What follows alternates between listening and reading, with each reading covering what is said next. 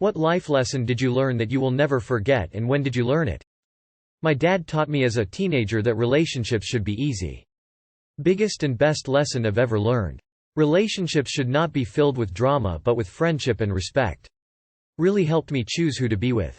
Now I teach my daughters the same thing, so maybe they can prevent being in a painful relationship. If you're right but you're obnoxious about it, people won't see you as the good guy. Took me until the end of grad school to figure that one out. My best friend passed away a few years ago and I learned 2 life lessons. 1. Never keep people in your life if they don't love and respect you as much as you do them. 2. Never take for granted the time you spend with the people you keep. It could be over any day. You don't like everybody, so don't worry about everybody liking you, of course. Be respectful to everyone you meet. But don't bend over backwards to please all of them. You don't ever truly know another person. Unless you can take up residence in their head, you'll never be privy to their true nature. Learned this through the process of growing up and losing friends, SOs. It's not always malicious. Sometimes you latch onto the idea of a person rather than who they are. It'll eventually drive you apart as you realize that there is incongruity between who they are and who you think they are. Not everybody who speaks in a pleasant way to you is your friend. Learn to pick your battles wisely. Some things just are not worth fighting. Some people, most people, have families who love them and support them. But some people don't, and they don't know that it's terrible because it's just normal for them. It took me 32 years of life, 4 years working with severely traumatized children and 2 years of therapy to realize that I too was traumatized from day one. Don't say dumb shit on the internet. Still working on it. You'll never be able to please everyone, so don't make your life revolve around being accepted by everyone. You can delegate authority, you can't delegate responsibility. Been a mantra my mom has spoken since I was a kid. One time I got a flat tire and it was raining. I kept turning right to remove the tire and a guy in a bike stopped and just said lefty loosey righty tighty and just left. I never forgot it. It's not life-changing, but it has helped me a lot in life.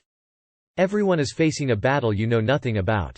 I was 21 when I learned that just because you've been friends with someone a long time does not mean you're obligated to stay friends with them forever. If you're at the point where you dread being around them, leave. No amount of history is worth your peace. It is better to be alone than to be surrounded by those that hate you. Lesson I learned, though I would rather ignore it, but it might help someone else. Not everyone at work is and wants to be your friend. Some just pretend and then fuck you over. Learned that doing my apprenticeship and found the same shit in almost every other company I worked for so far. When I was about 9 years old, I used to bully a lad in my class. I felt like a tough guy because he was bigger than me. I bullied him because he came from a poor family, but I'd always had a wealthy family. Until I was around 9 years old. My dad's alcoholism escalated and cost him his job and destroyed our family. I bullied that lad out of anger because of what I was going through, and then one day he beat the shit out of me. Our head teacher, principal, made us sit outside his office for a whole day together, just the 2 of us. I quickly realized how much I upset him and we became friends. People treating you poorly is a reflection on them, not you. My brother taught me this after I got dumped when I was 16 and my best friend banged my ex the next day. You can't fix another person no matter how long you stay with them. They have to want to treat you better and want to be better themselves. And going back to them only makes them think you'll stay no matter what they do to you. Prove them wrong. Edit. Thank you for the awards. Smile. Most people's moral integrity isn't nearly as bulletproof as they believe it is.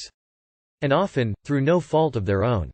We all have certain vulnerabilities that can make us do or say things we had previously thought were below us. Whether it be trauma, desperation, loneliness, etc. Blind people of Reddit. What do you find physically attractive in a partner?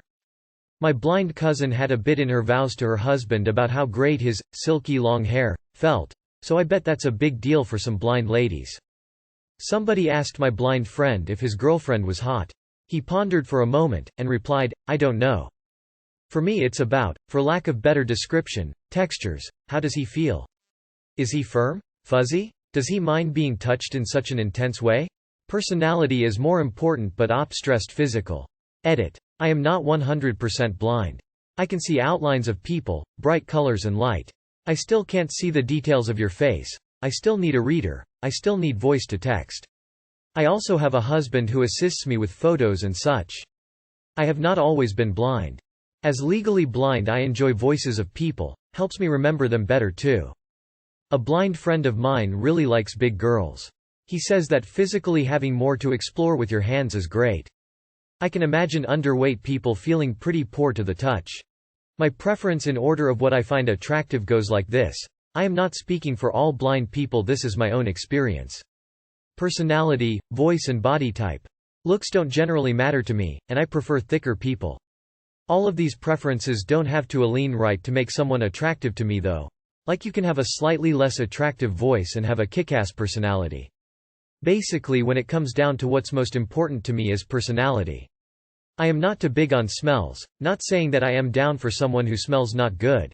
But a lot of people tend to layer smells, and I am one for the more human smell of people.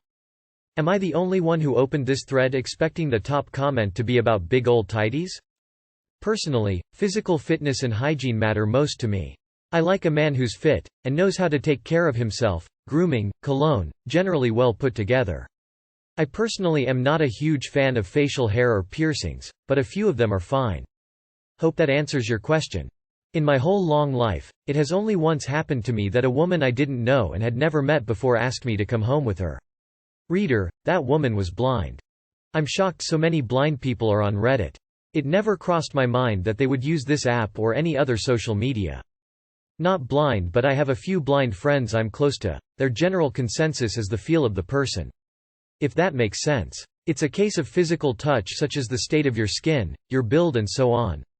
But also stuff like your default tone of voice, and much like anyone they look at the personality. My granny never liked men without calluses on their hands. Makes them feel like little girls, she'd say. To all the people asking about how blind people use Reddit, please, for the love of God, read the Automod comment, it's not that hard. As a blind man I like boobies. This is a really interesting question and I believe I can give a quick answer. However, it's not me that is blind, it's my wife, and she has been so since birth. My wife and I have been married for about 20 years now.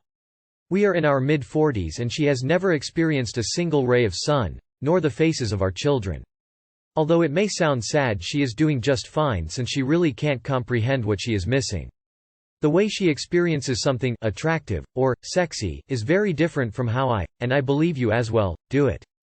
Without making this into a boring novel, let me sum it up real quick. She likes cock, and lots of it. His shape, smile. This is the first AskReddit thread for ages where I thought it might have interesting replies and I'd learn things from a new perspective. But no, it's filled with, how do blind people use Reddit? People with disabilities are still people, they still do things for themselves. Technology has come a long way in making lots of things more accessible, but can't solve ignorance apparently. Ray Charles used to feel women's wrist to determine if they were on the hefty side or not. Their smile, their eyes, their general health and well-being. You're probably asking about people who are functionally blind, meaning complete darkness. I'm legally blind, which means I have a very small amount of usable vision left. Honestly, I assume blind people like the same things as non-blind people. Huge ass for me as a must.